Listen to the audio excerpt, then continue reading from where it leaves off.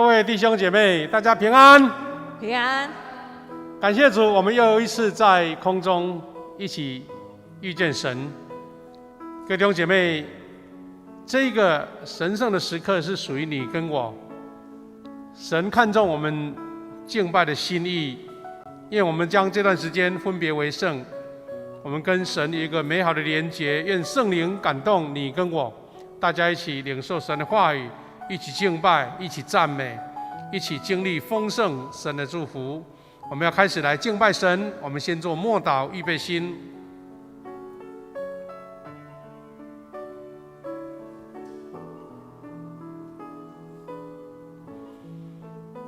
各位弟兄姐妹，诗篇100篇1到3节这样说：普天下当向耶和华面欢呼，你们当乐意侍奉耶和华，当来向他歌唱。你们当晓得耶和华是上帝，我们是他造的，也是属他的，也是他草场的羊。感谢主，我们是他造的，也是那草场的羊。我们理当亲近神，受到他的保护，受他的牧养。我们要一起用诗歌来敬拜，我们借由喜传道带领我们一起诗歌来欢唱。感谢主。大家平安。在今天早晨，邀请我们一同为我们敬拜的开始来做一个祷告。亲爱的父，在全台疫情的时候，我们一起度过了一段艰难的时期。恳求主帮助我们，在敬拜你的时候，我们的生命就被圣灵来指引，明白如何依靠你，能够站立在各样的境况中，不论是处富足，或是处亏损，或是有不足的时候，都知道怎么样子来跟你同行，把主权交在你的手里。谢谢主，我们这样祷告是奉耶稣基督的名，阿们。邀请我们一起来唱这首歌《顺服》。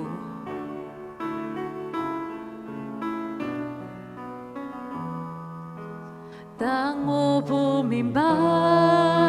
事情的由来，信心不足的时候，求主帮助。生命在于你，万事皆属你。信心动摇的时候，我要信靠。你的念高过我的意念，万事互相效力，叫爱神的人得益处。我相信你的道路高过我的道路，我甘愿谦卑顺服。再次说，当我不明白事情的由来，信心不足的时候，求主帮助。生命在于你，万事皆属你。信心动摇的时候，我要信靠。我相信你的意念高过我的意念，万事互相效力，叫爱神的人得益处。我相信你的道路高过我的道路，我甘愿谦卑顺服。我相信你的意念高过我的意念，万事互相效力，叫爱神的人得益处。我相信你的道路高过我的道路，我甘愿谦卑顺服。这个时候，邀请我们大家花一些时间，来到我们的主面前，来跟我们的主说我们生命中所遇到的难处，以及他如何引导我们。我们恳求主来引导我们的心。谢谢主，在你面前敞开我们的心。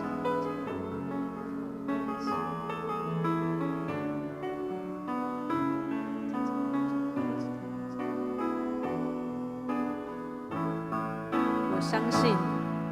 我相信你的意念高过我的意念，万事互相效力，叫爱神的人得益处。我相信你的道路高过我的道路，我甘愿谦卑顺服。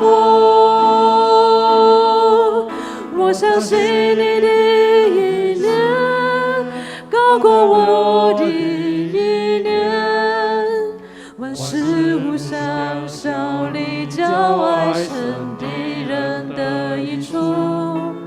我相信你的道路高过我的道路，我甘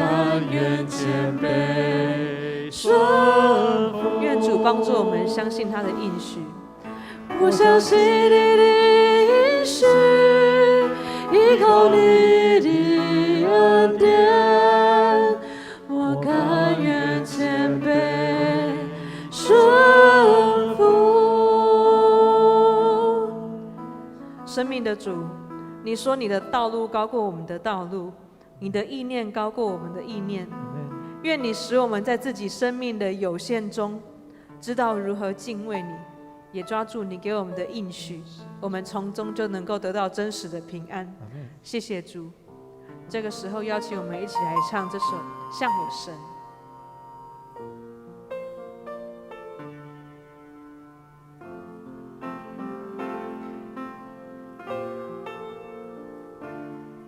愿我们一同记得主耶稣在活的恩惠。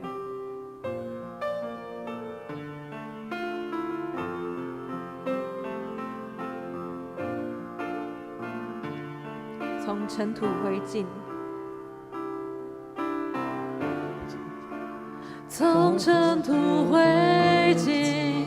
你爱赎回我，脱离黑暗中，进入光明，挪去我忧伤，承受我重担，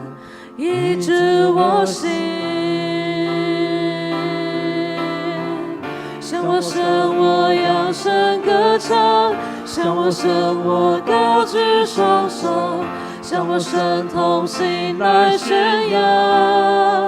高唱哈利路亚。向我神，我扬声歌唱；向我神，我高举双手；向我神，同心来宣扬，高唱哈利路亚。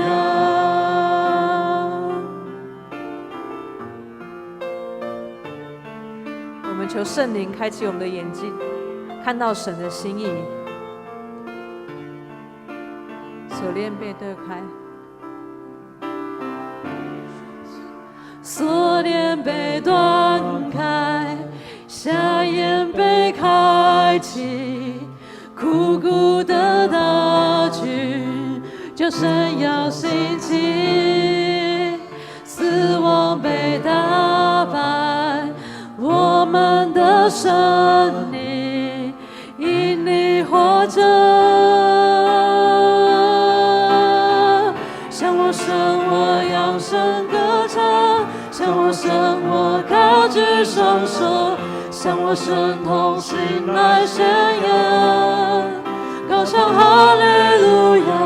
向我神，我扬声歌唱；向我神，我高举双手；向我神，同心来宣扬，高唱哈利路亚，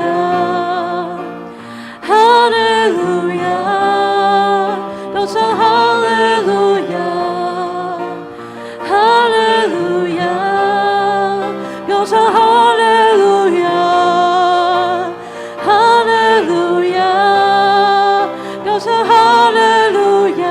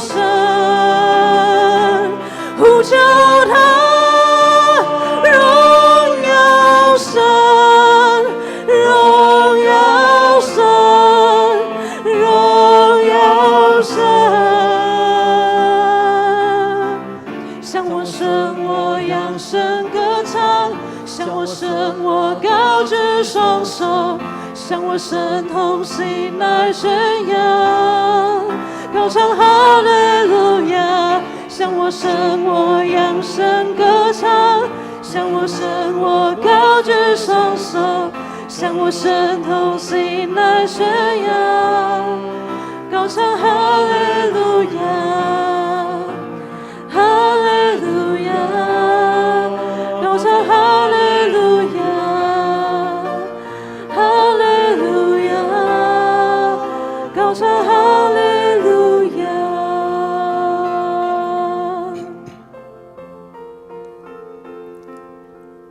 我们一起同心来祷告。慈悲爱我们全能上主，我们知道你是昔在今在永在的上帝，我们相信如今你仍然掌理天地万物，又成就奇妙伟大的事的独一真神。我们感谢赞美你，愿全地歌唱颂赞你圣名，天天传扬你的救恩。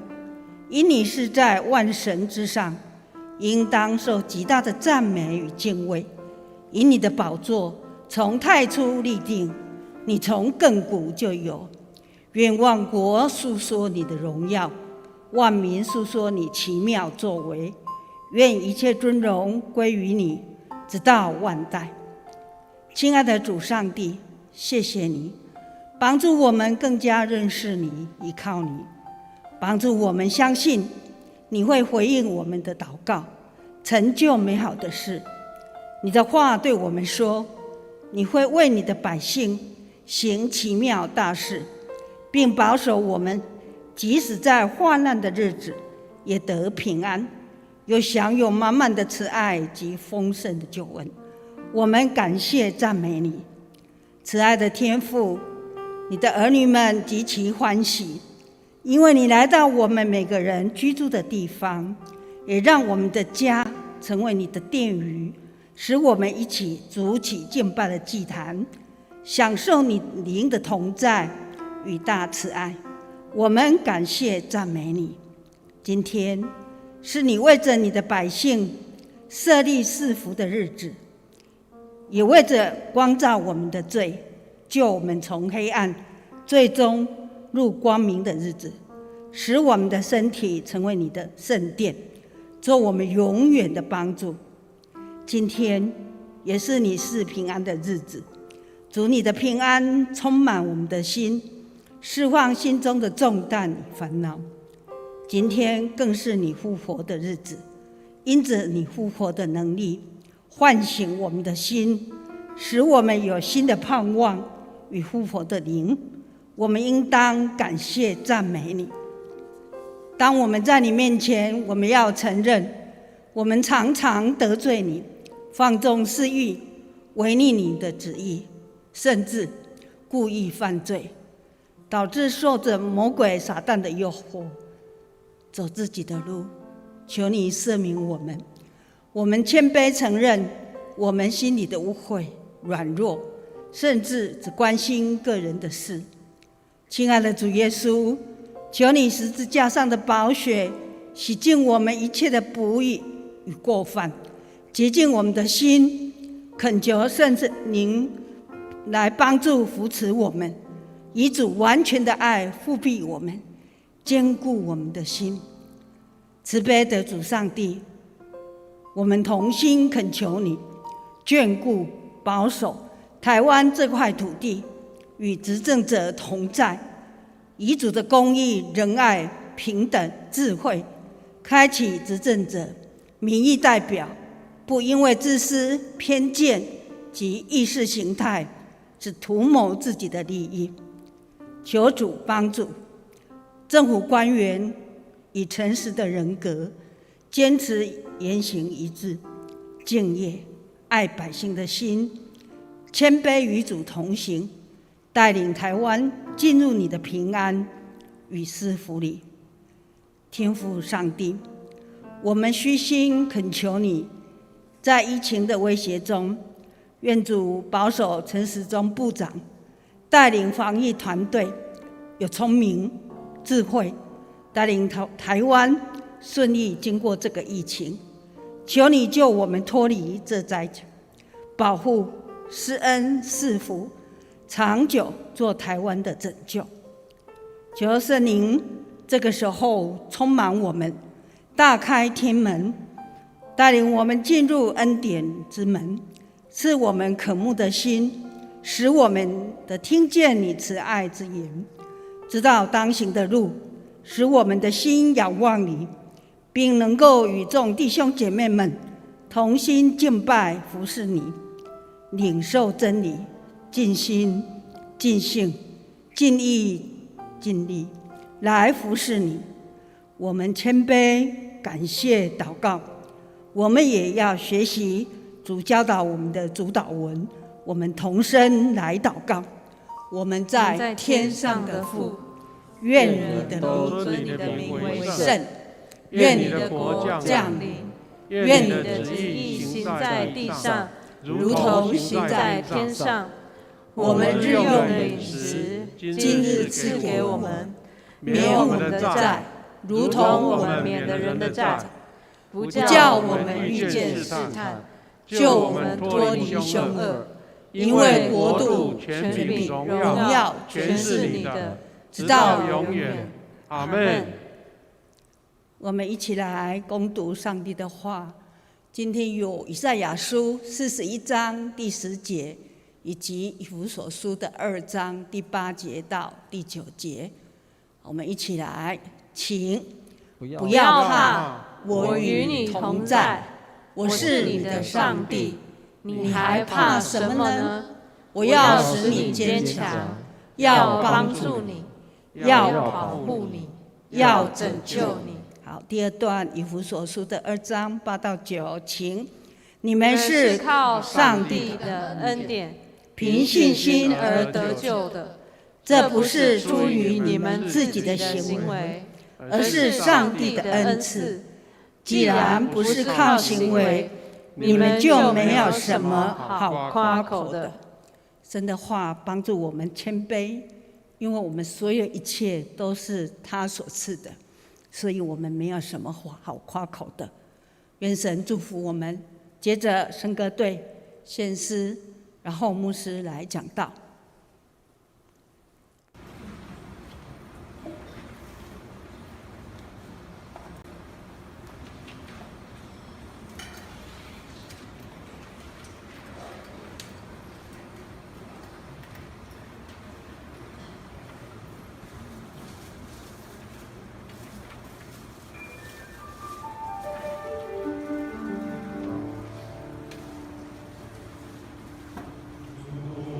如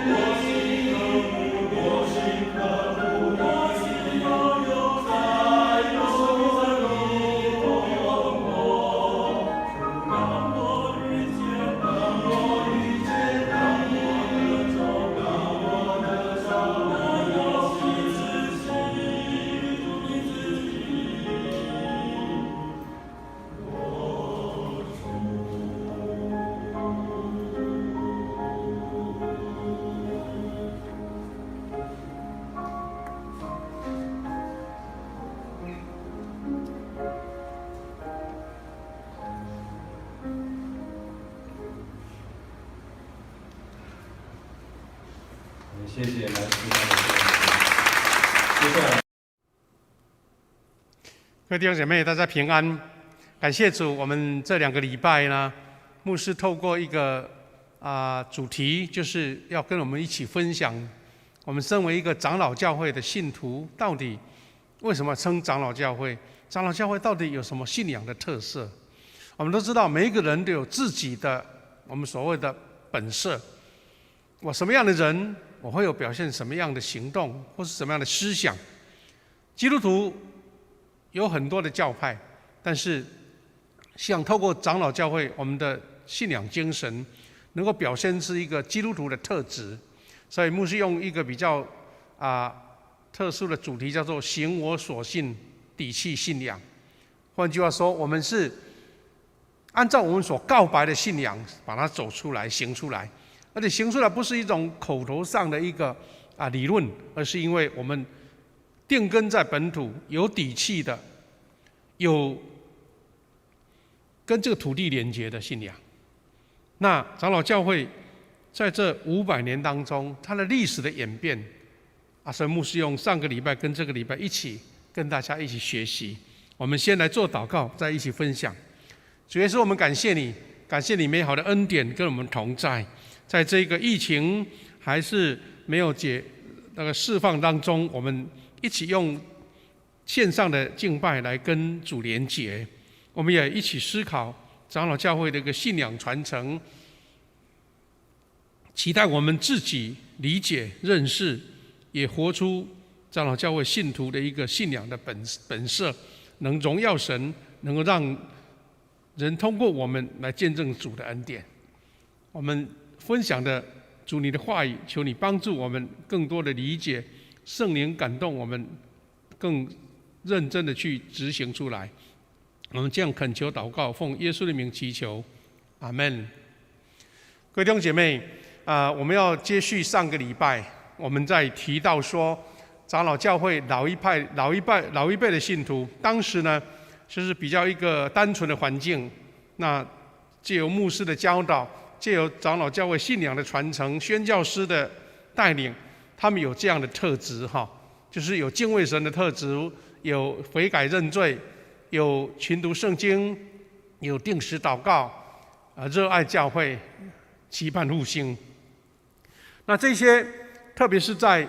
长老教150年的历史当中，每一个时代都有一个它所显现的特质，包括面对社会的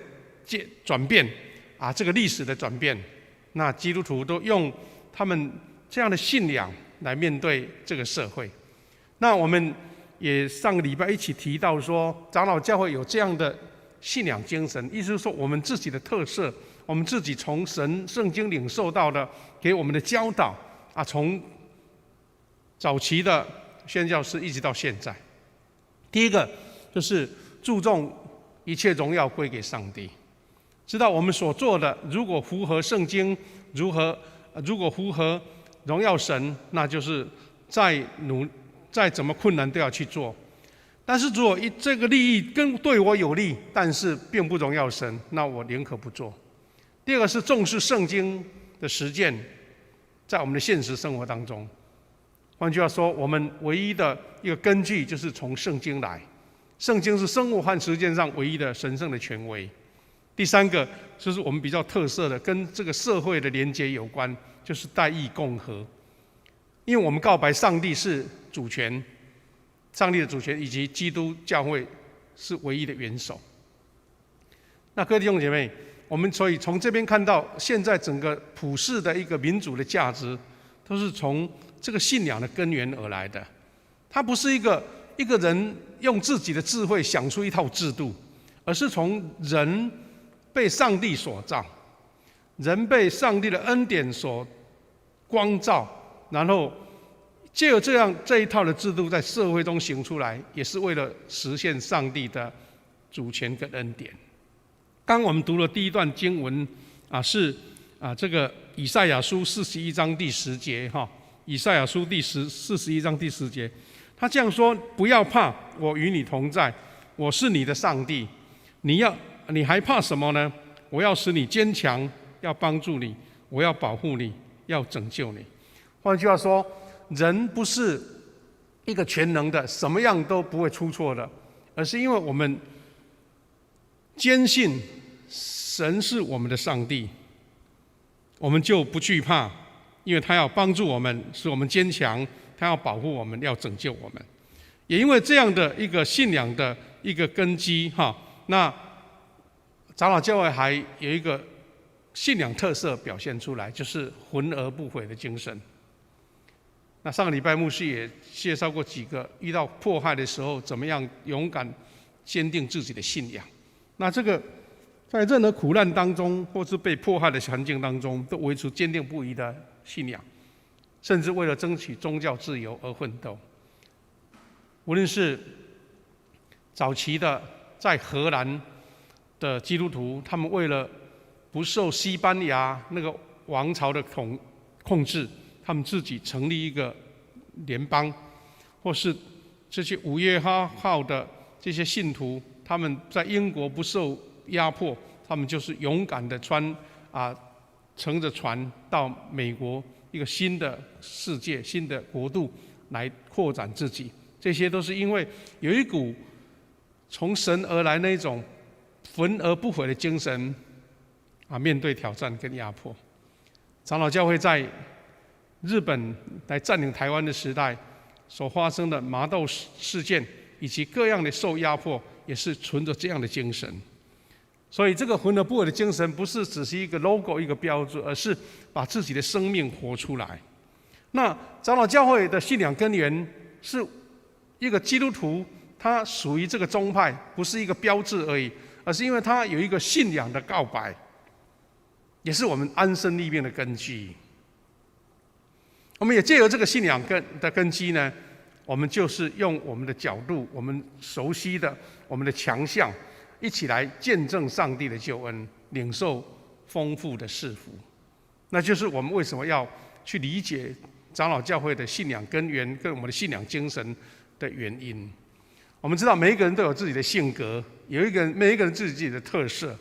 比如他有他的强项，他有运动的强项，他有唱歌的强项，然后他就用他的运动可能这样子来表现对神的恩典的感恩。他用唱诗歌，或是他用乐器，或是他用他的戏剧，每一个人都有不同的特色。那长老教会可以说就是用这种信仰精神来表现出来。就像我们很多人喜欢到日本去参观，或是到日本去观光。那日本人呢，他们有他们自己很多的特色，比如说他们的日本的饮食啦，他们日本的一个武士道的精神啦，他们那种樱花的一种特质啦，那就是他们长期在这个海岛上培养出来一种特色。然后他们只要表现出来，我们就知道说，原来这个是日本人的一个风格。日本人还有一个很特殊的风格，他们就是喜欢把很多东西变得很小很小。那这是一个学者他所研究出来的，他可以把很多东西那么大的东西把它弄得很小，就缩小的，是他们的一个特色。那可能是因为他们的环境、他们的气候他们在这个海岛上所以从日本的他们这种体验，我们也可以说，那长老教会的信徒有没有活出我们长老教会一个信仰的特质呢？那我们要从整个宗教改革跟教会的历史的资产做一个学习。那牧师在分享这个主题呢，有2个动机，一个是刚好上个礼拜我们说这个是有很强烈的这个清教徒传统的美国，他们在7月4号立国他们的独立纪念日。另外一个是牧师最近呢读到一本书这本书是一个基督徒的作家所写的，这本书叫做《清教秩序500年》那这本书呢，作者叫于杰。那可能有很多人有读过他的书，不过他的书有时候都很大本他是因为在中国大陆的时候，他的思想、他的主张呢不被允许，所以被迫害，所以他就等于是逃难到美国去。但是他一直没有放弃，要用他的一个从神来给他的智慧，去书写怎么样让华人能够活在上帝的恩典当中。所以他从年轻的时候，他自己写说，他自己就开始在思考、在探讨，为什么在西方，在宗教改革之后，整个西方的历史、它的民族、它的政治、它的社会会得到那么大的改变。那就开始去研究、去爬书。他说已经用了20年的时间。他不只是这一本，他是一套的3本书了哈，就是这3本。那每一本都好几百页哈。它主要的主题是这样子，一个大主题叫做大光。他说，黑暗的百姓看见大光，用这个圣经的名字来取这个总主题。它的一个大标题叫做宗教改革观念对决与国族兴衰。意思是说，宗教改革不是一个宗教事件而已哦，宗教改革是一个关乎整个欧洲社会民主的大改革。然后他就分成这3本书，一个是把清教秩序500年，就是从宗教改革之后，他所衍生出来的清教徒的一个信仰根基，那去铺陈它的一个历史的演变，以及它所产生的结果。第2本书，他就专门来检讨说，在整个欧洲，它同样都是经历宗教改革，为什么有的国家兴盛，有的国家还是有遇到很多的苦难跟挑战？他在讲说，这样的清教徒的信仰对哪一个国家有没有影响，哪一个没有影响？第3个，他就关心第3本书叫做《华夏转型200年》，就是在中国在面对西方的思想跟科技挑战的时候，怎么样去应对，怎么样面对船坚炮利，他们的转型有没有成功？那再做一个检讨。那这3本书呢，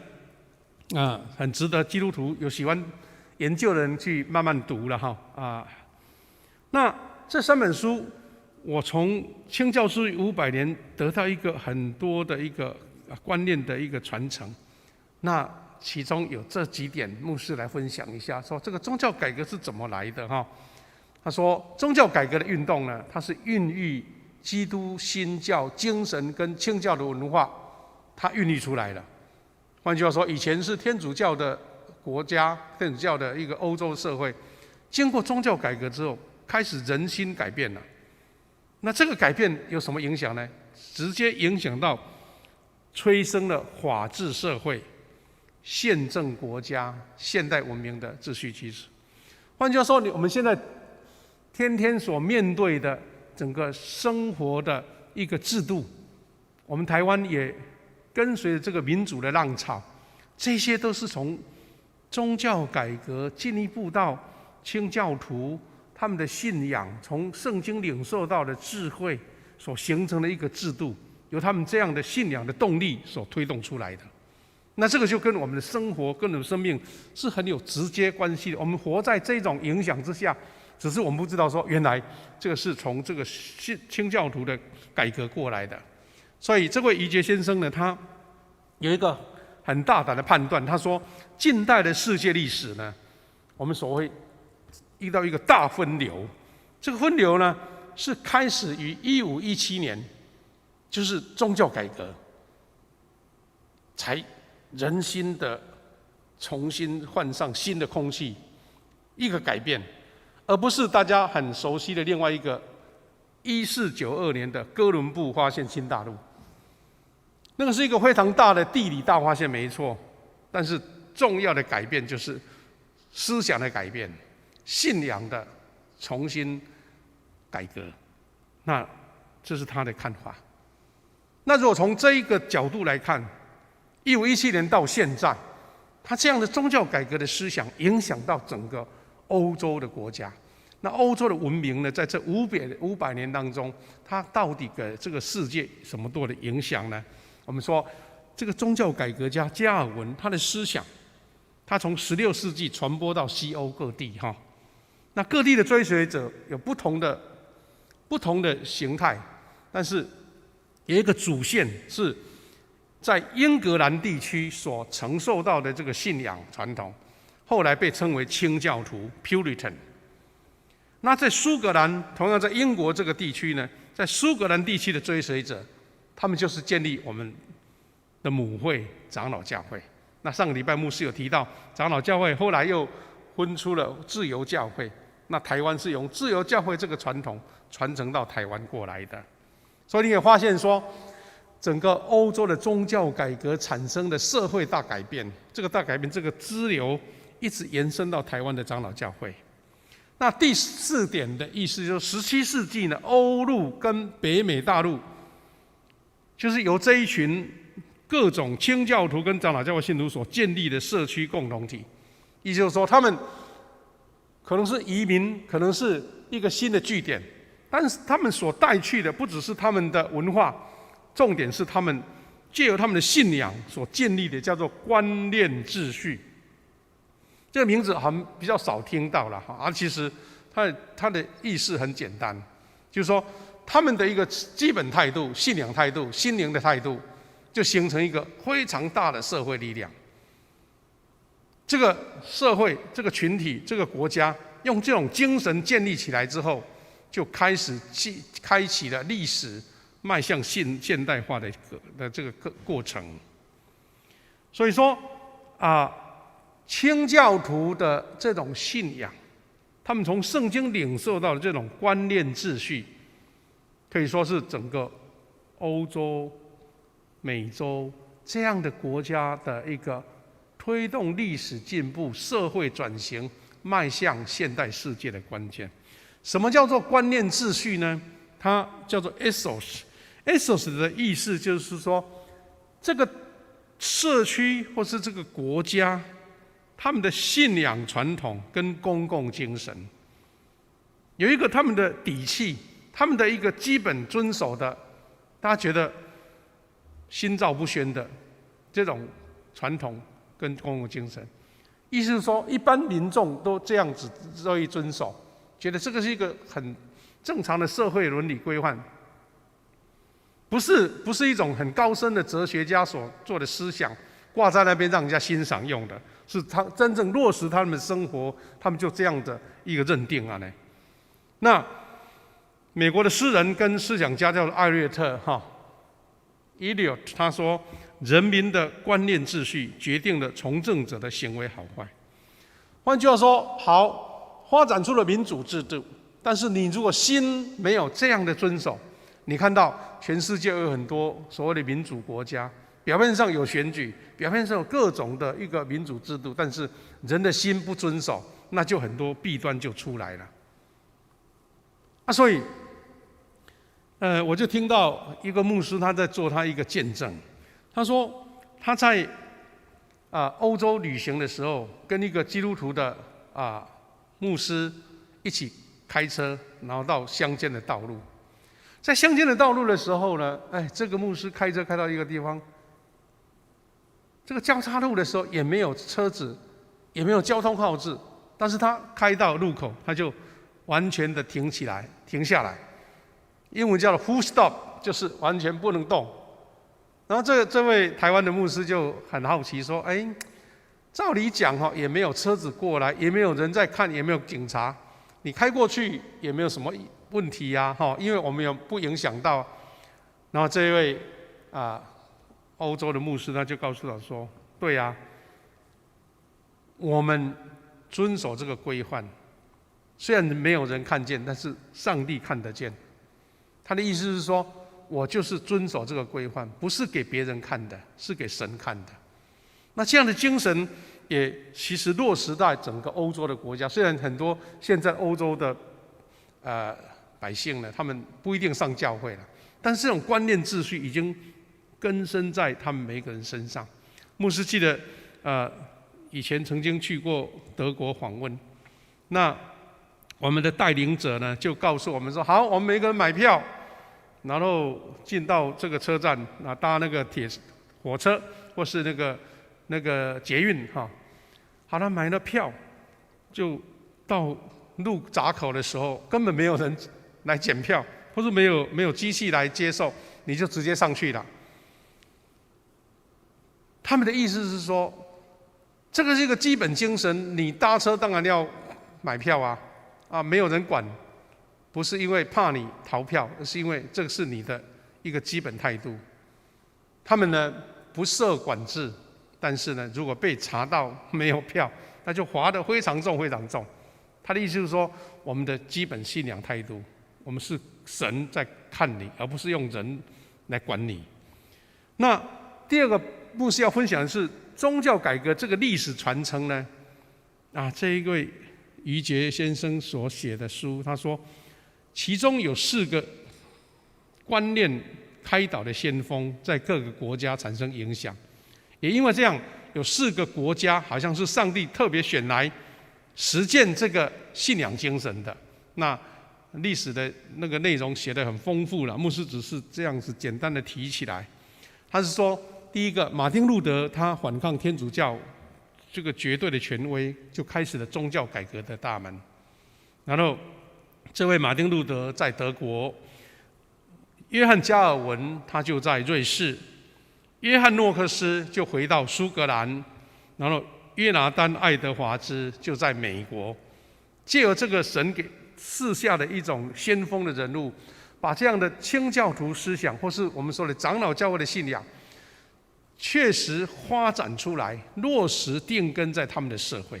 然后他们就按照这样的信仰精神来建立他们的社会、他们的国家、他们的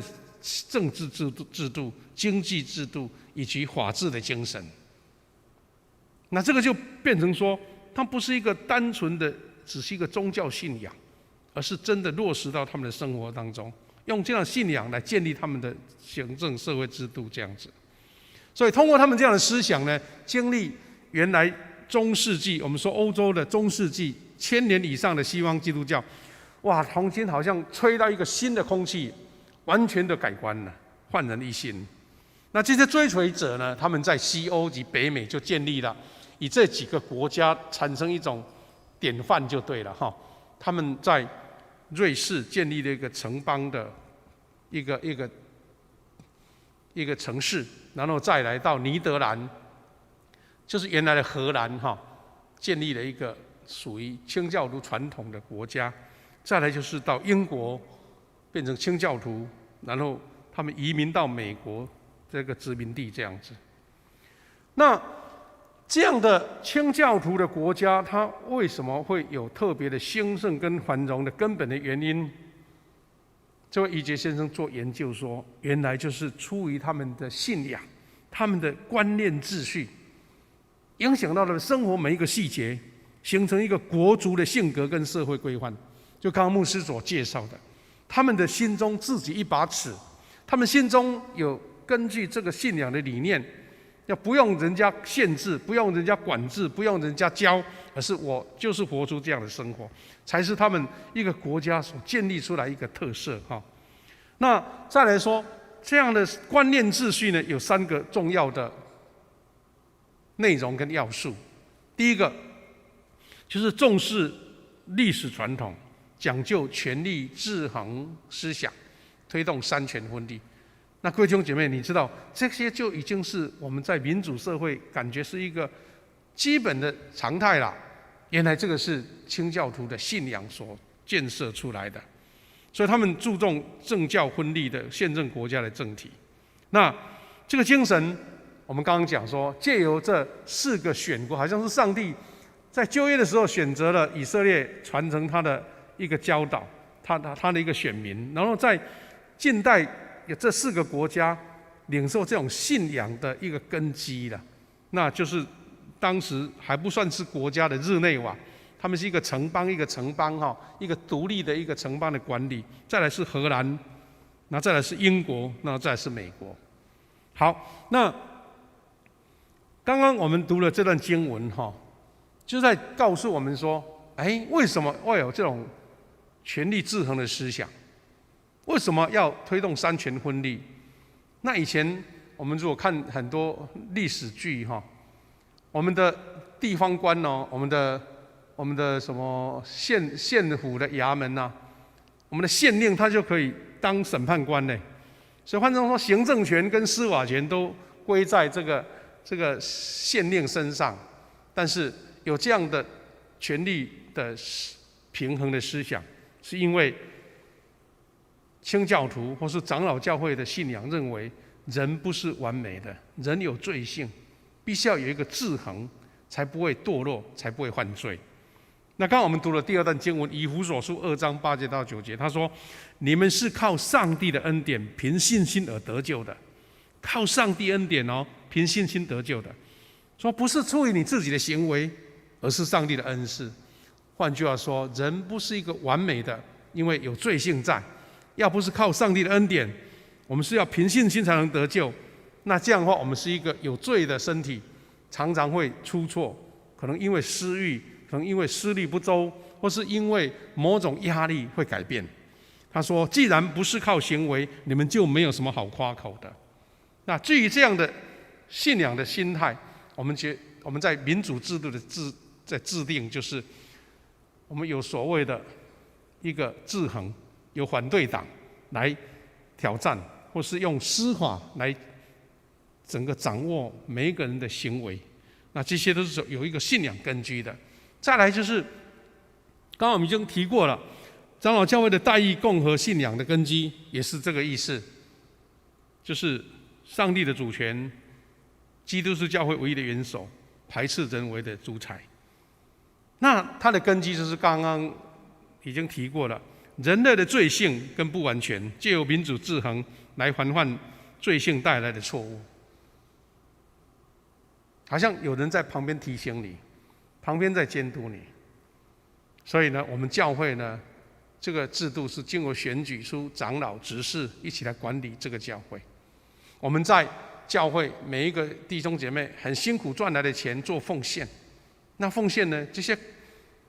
长职负责来管理这些钱财，但是还要请我们教会的一个公正的人士来查账，查通过了才签名，表示说这些钱的运用也都是在一个制衡的一个态度里面，不是说我喜欢用什么就用什么，我们是用一种谦卑的态度来处理这些，好像是一个管家的态度。第二个是重视劳动跟天职的观念。所以从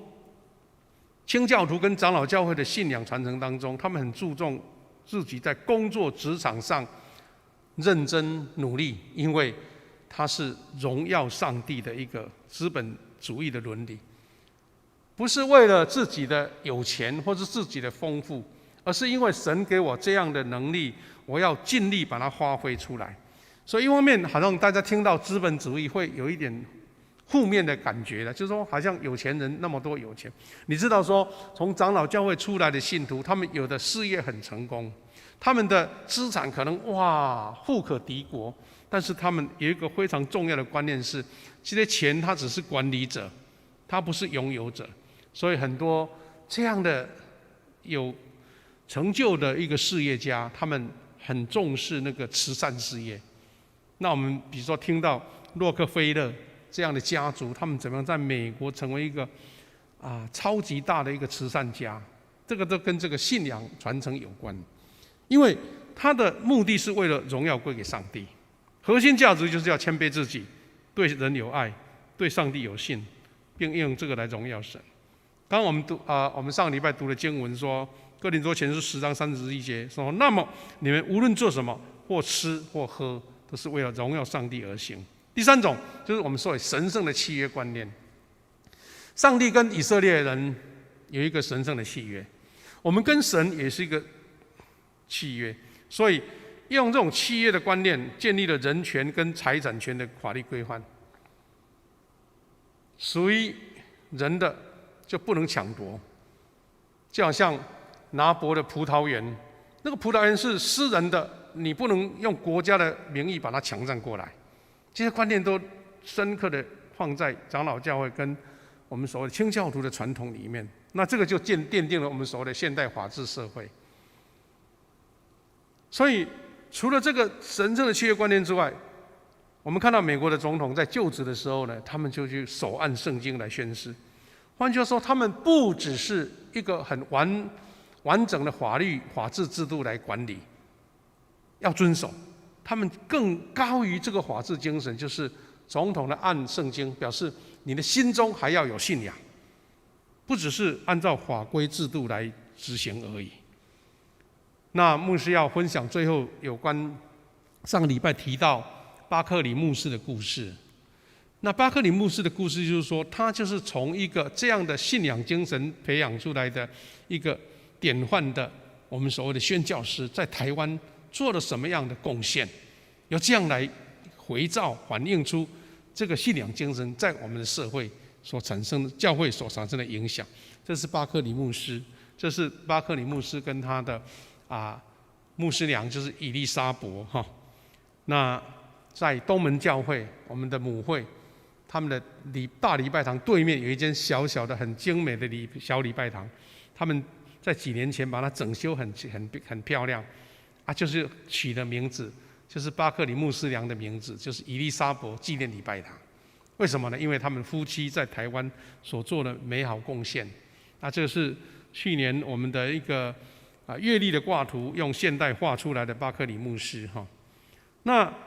我们参考了王崇尧院长他写的一篇文章，他在讲这个巴克里牧师怎么样活出上帝的见证。他说，巴牧师的出身加尔文派，有荣耀上帝的敬虔信仰，而且他是从苏格兰长老教会所分出来的叫做自由教会的传统。他的精神就是不接受政府的干预，他们认为我是忠于上帝，而不是政府的干涉，所以他们有自由选任牧师的这种精神。这个精神呢，从巴克里牧师这一群宣教师来给我们一个教导。台湾基督长老教会就是有一种向往政治自由跟宗教自由的情操，浑而不悔的情操，被压迫了就是不愿意屈服。这也是为什么这几十年来很多弟兄姐妹都经历过长老教会它有告白定根的信仰，定根本土的信仰，它有关怀社会公益、人权跟弱势，以及有服务社会的精神。这些精神是基于这样的信仰理念。那巴牧是另外一个面，就是说他有一个敬虔的传统，他受苏格兰的启蒙运动的科学求真的影响。我们知道英国在启蒙运动过来之后，很多科学的发现、科学的原理，都由这个国家产生出来。他们在最高峰的时候，原来是他们有这种精神。但是除了这个追求真理的精神之外，他们还有巴克里牧师有苏格兰高地的一个居民的一种生活的一个态度。很多人研究苏格兰高地那边土地很贫瘠而且天气气候也不是很好，所以他们那边的人就是非常的有坚韧跟淳朴的风格，做事情很脚踏实地。因为他们如果不认真，这个气候跟环境影响他们，根本就无法生存。所以巴牧师也把这种精神带到台湾来，跟那一个时代的宣教师。但是除了这样精神之外，我们教会的一个历史档案馆、历史的资料馆里面有一件当时他留下的一件外袍，就是好像睡衣的外袍，冬天冷的时候穿的外袍。那个外袍在膝盖的部分已经磨破了。那原来他们就发现说，巴克里牧师也是一个常常跪着祷告、虔诚祷告的人。所以整个宗教改革的精神，基督徒从清教徒、长老教会精神，在这个牧师的身上显现了出来。他在1865年的时候，就是当年他已经16岁了，还没来台湾，也是台湾当时设教的这个年，他当时才16岁，他就立志献身，签了献身文。那他是全然奉献给神，用热情欢喜的心来实践他的信仰。这是现代的图画描述他签这个献身文的一个情景。这是献身契的一个原文那把它制作成一个图卡。那现在台南神学院的学生呢，常常都要读这一段献身文，了解巴克里牧师献身的精神。他甚至跟他的夫人呢，跑到当时的花莲东部去传福音。那个时候根本没有车，没有道路，就是由这一群那个原住民用竹竿挑着一个坐轿，然后让他渡溪过河，是为了要宣扬主的道。他跟他的学生一起接受教导，一起学习这个信仰的精神。他不只是教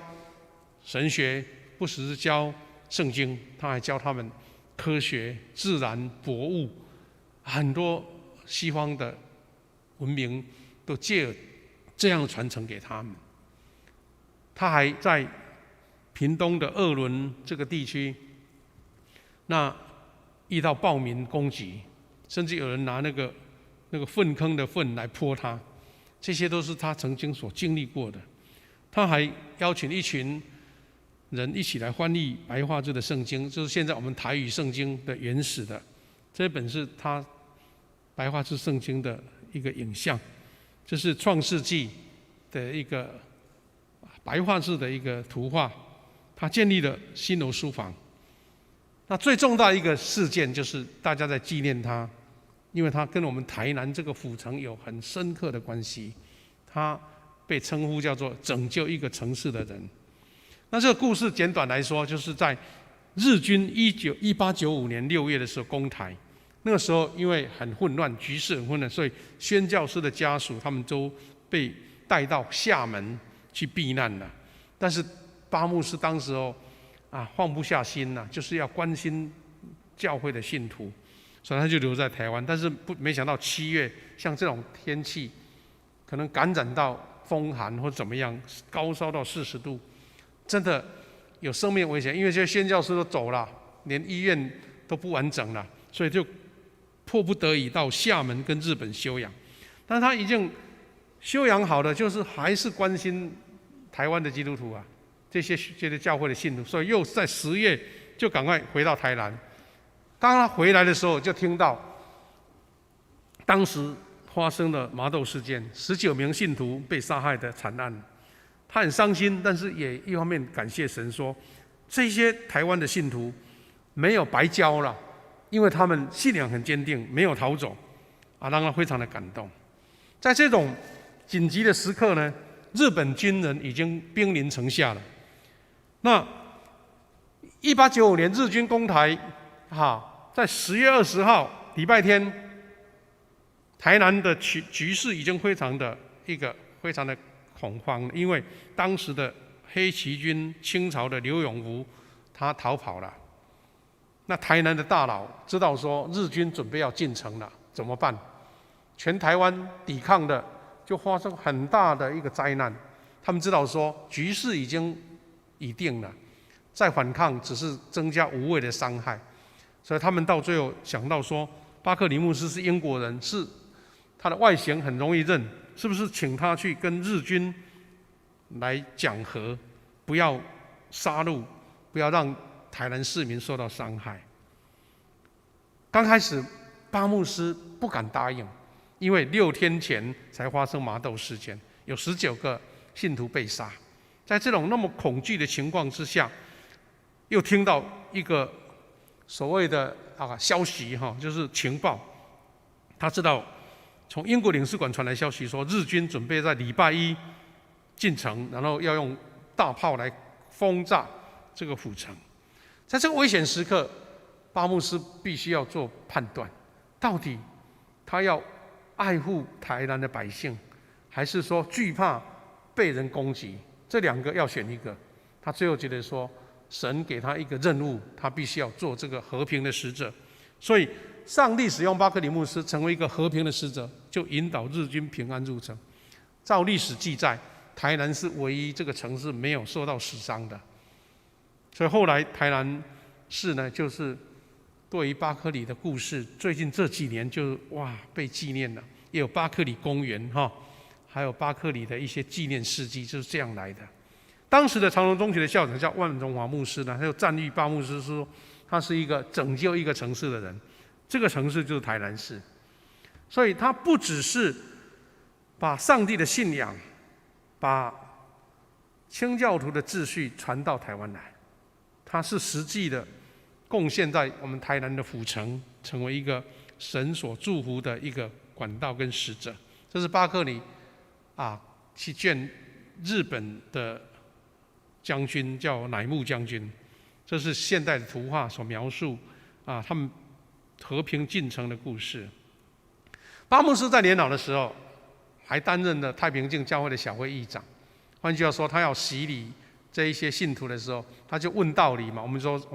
们所谓的这个叫做这个信仰问答，确定他是不是能够进教会，他就要求这些受洗的基督徒要背或是会念我们的圣诗382首，我将生命献给你。这是他来台60年的周年，就是他晚年的时候，一些他亲近的朋友跟他拍的合照。这首诗很简单，他这样说：我将生命献给你，一生成为主器皿，时时刻刻献给你，荣耀归主无穷尽。这位带着清教徒长老教会信仰的前辈宣教师，将他的信仰忠实的传承到台湾来，让我们台湾的社会成为一个被神所祝福的基督徒，借着这样的信仰来见证神的恩典。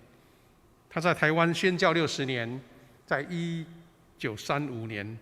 10月5号安息主怀，就安葬在台南的基督教公墓。这张图是一个古老的这个照片，是他在台南，大概在今天的那个民权路那边那个时候的古城已经有楼房了就在送葬的队伍的照片。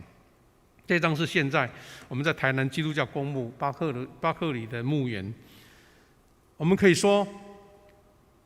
长老教会到底有什么特色？我们要表现出来呢？期待我们是一个长老教会的信徒，是行我所信、有底气的信仰。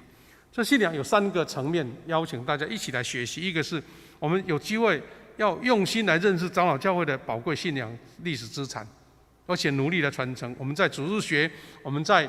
成人主日学的班级，或是我们在研究长老教会的信仰精神的时候，要把它理解清楚。它不是一个所谓的知识而已，而是实践在我们生活上。我们认同支持教会的体制跟理念，以及所谓这个叫观念秩序，就是一个生而俱来的一种信仰态度。第3个是在生活中运用出来，在社区、在生活中活出信仰见证。长老教会的信徒跟一般的信徒同样敬拜神，那是一定的。但是你怎么样把这个信仰特色呈现出来呢？这是牧师所介绍这2个礼拜来我们这个信仰传承以及这个美好的一个信仰传统。感谢主，我们期待等一下会后如果有时间，你们家庭可以一个祭坛、一个 RPG 的祷告，也可以跟我们的小组员一起分享周报里面所写这些讨论的提纲那我们要一起做一个同心的代祷，以及牧师一个简短的报告，再来做结束。我们一起来做祷告。亲爱的天父上帝，在这个疫情仍然还没有完全疏解的时候，我们为这些事情继续来祷告。主，求你保护我们的全台湾在第一线的医护警消人员，他们的身心灵的被神保守，让他们在极度艰难而且风险的当中有神特别的保护。我们也为中央疫情指挥中心他们一个这个指挥团队能够有非常好的决策，让台湾的疫情能够真的被控制下来。特别在近这1个月，我们开始施打新冠疫苗，很多长辈或是很多我们的同胞，还有一些畏惧感，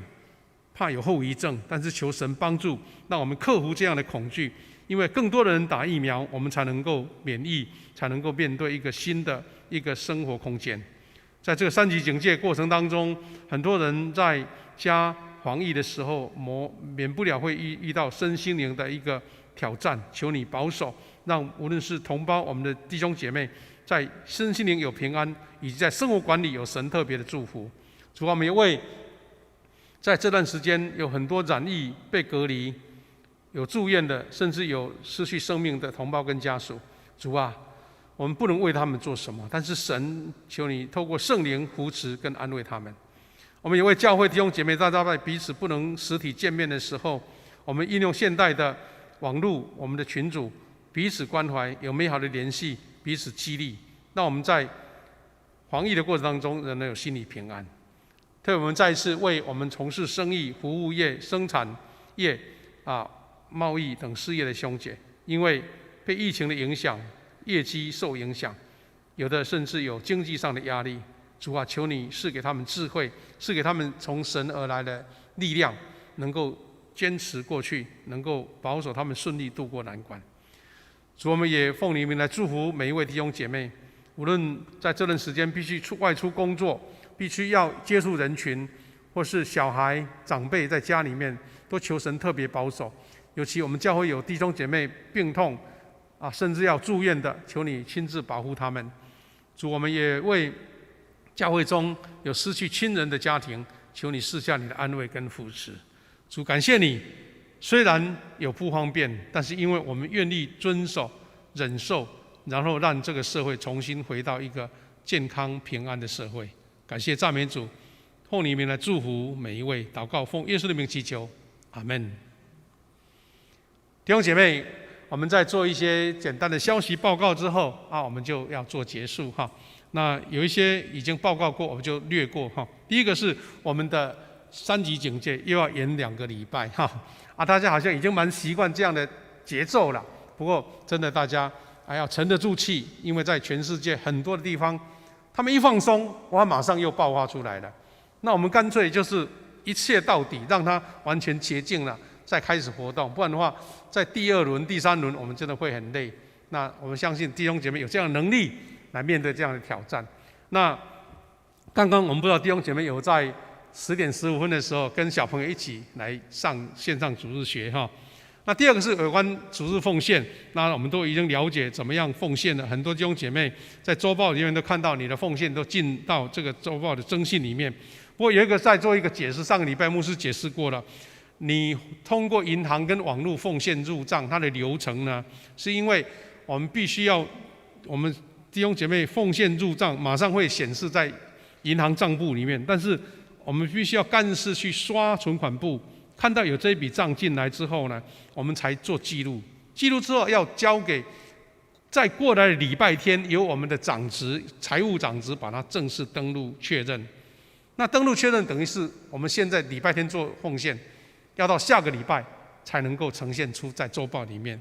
换句话说，可能你礼拜一奉献，要到下个礼拜天才看得见。这个是我们一个征信过程。那我们也请弟兄姐妹继续关怀我们教会当中有些不能上线的上网络参加礼拜的长辈弟兄姐妹。还有一个，今天特别要请大家，也许我们在忍耐个几个礼拜就解除了这个限制所以我们想要做一个普查就对了啦我们邀请弟兄姐妹，你在群组里面主动在光研国度或是你的小组或是那里面主动报说，比如说夏牧师，你家有几个人参加线上礼拜？我说写2个，那就记录起来。我们希望能够实际统计，因为我们点阅不知道几个人看嘛但是如果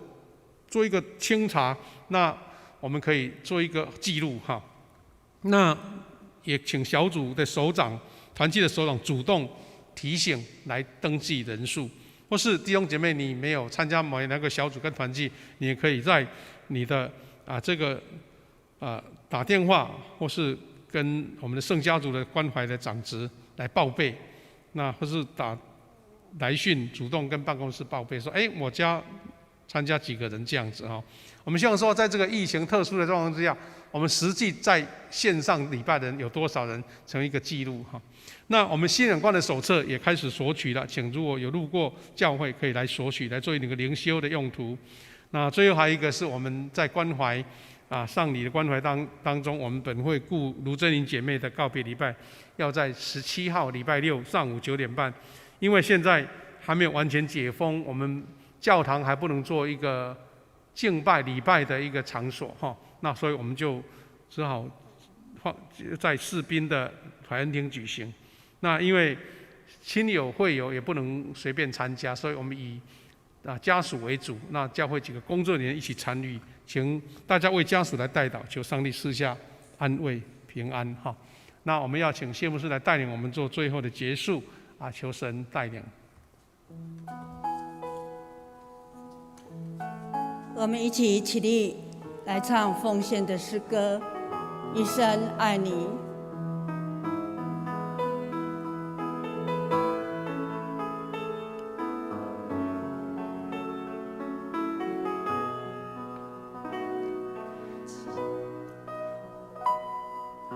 亲爱的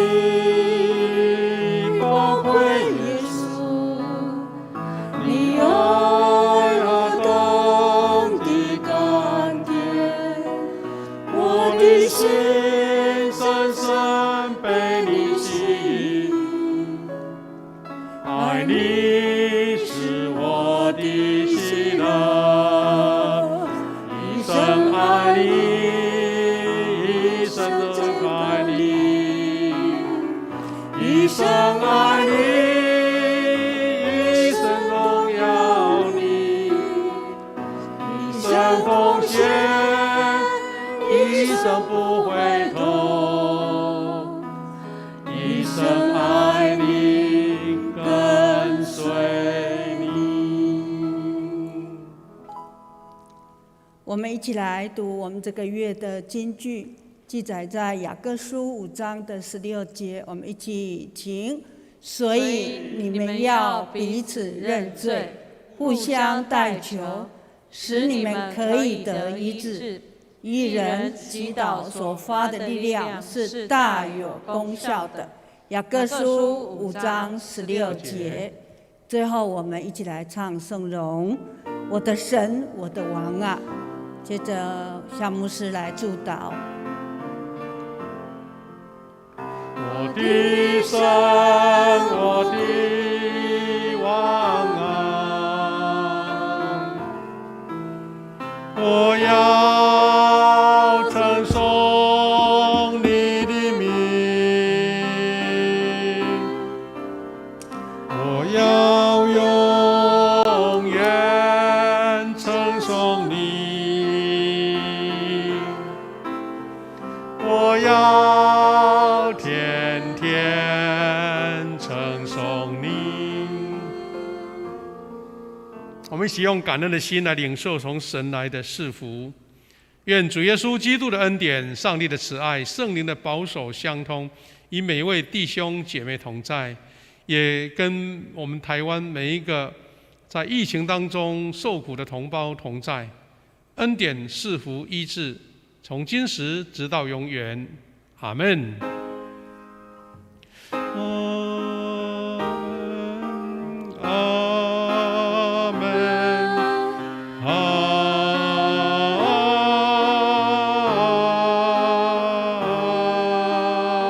门。弟兄姐妹，我们请坐来默祷，感恩祝福。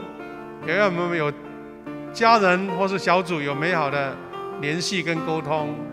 感谢主，愿主赐平安给大家。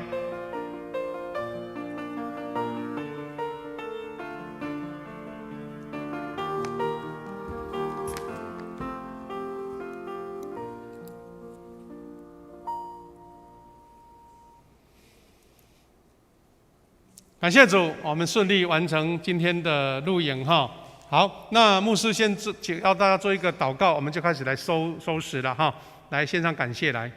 现在主耶稣，感谢你，虽然疫情还没有完全的解封，但是我们仍然能够顺利在网络上一起敬拜神。感谢你，我们每位同工的同心合力，让这样的聚会能够顺利来完成。也求主使用这些网络，因为它还存留在